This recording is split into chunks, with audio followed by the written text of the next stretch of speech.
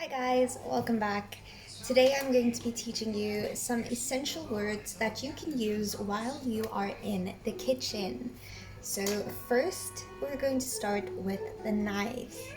All right, when we're using a knife, we can slice.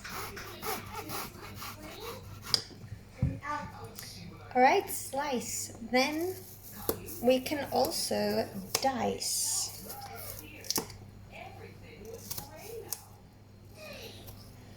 All right, so that is slice. The next step is to dice. So cut it into small blocks like this. Another word that we can use is peel. So we're going to peel this apple, called a peeler. All right, some more essential vocabulary when it comes to kitchen utensils. So we have the peeler. Next, this is called a spatula. So a spatula we can use to lift up eggs, fish fingers, bacon, whatever it is that you might be frying.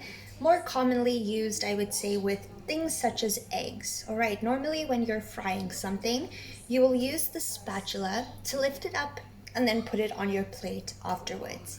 All right, so peeler, spatula. Those are our first two. For the next kitchen utensil, this is called a ladle. This is more commonly used with dishes such as soups, maybe a broth, a type of stock. All right, this is easily